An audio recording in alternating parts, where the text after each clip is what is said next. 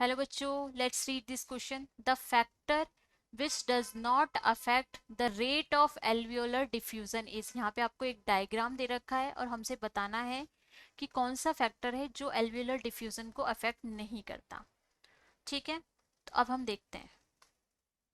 हमने जब देखा तो जो एल्वियोलाई में है O2 एंड CO2 का जो एक्सचेंज है वो किसके थ्रू हो रहा है. O2 and CO2 exchange, O2 and CO2 exchange in alveoli, exchange in alveoli by simple diffusion, by simple diffusion. simple diffusion के थ्रू हो रहा है ये diffusion. इस सिंपल डिफ्यूजन को जो फैक्टर अफेक्ट करता है, फैक्टर अफेक्ट दिस डिफ्यूजन, पहला होता है, पहला होता है क्या, सॉल्युबिलिटी ऑफ गैसेस.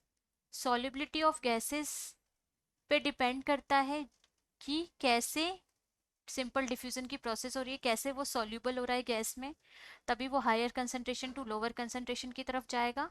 तो क्या अफेक्ट करता है, सॉल्युबिलिटी ऑफ गैसेस अफेक्ट करता है. थिकनेस ऑफ मेम्ब्रेन, मेम्ब्रेन कितना थिक है ये भी अफेक्ट करता है जो O2 एंड CO2 एक्सचेंज को. थिकनेस ऑफ द मेम्ब्रेन, अगर मेम्ब्रेन ज़्यादा थिक होगा तो क्या होगा, डिफ्यूजन कम होगा. ठीक है, तो thickness of the membrane. Pressure gradient, pressure gradient तो बहुत इंपॉर्टेंट है क्योंकि higher pressure to lower pressure में ही ये जाता है. अगर प्रेशर ग्रेडियंट इंक्रीज या डिक्रीज हुआ तो क्या इफेक्ट करेगा, डिफ्यूजन को इफेक्ट करेगा, O2 and CO2 gases exchange को अफेक्ट करेगा. और किस चीज पे डिपेंड करता है ये डिपेंड करता है और थिक, जो भी गैसेस है उसके प्रेशर ग्रेडियंट पे, सॉल्युबिलिटी पे और थिकनेस पे, बस इन तीन चीजों पे ये डिपेंड करता है.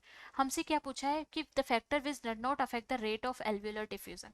तो सॉल्युबिलिटी ऑफ गैसेस तो अफेक्ट करेगा ही, हमने देखा क्योंकि डिपेंडेंसी है, दैट मीन्स वो अफेक्ट करेगी. थिकनेस ऑफ द मेम्ब्रेन भी अफेक्ट करेगा, प्रेशर ग्रेडियंट भी अफेक्ट करेगा, लेकिन रिएक्टिविटी ऑफ द गैसेस हमने कहीं नहीं देखा. दैट मीन्स कौन सा फैक्टर बिल्कुल अफेक्ट नहीं करेगा इस क्वेश्चन में, जो ऑप्शन डी है वो बिल्कुल अफेक्ट नहीं करेगा. तो आंसर हमारा क्या हो जाएगा, ऑप्शन डी हो जाएगा हमारा.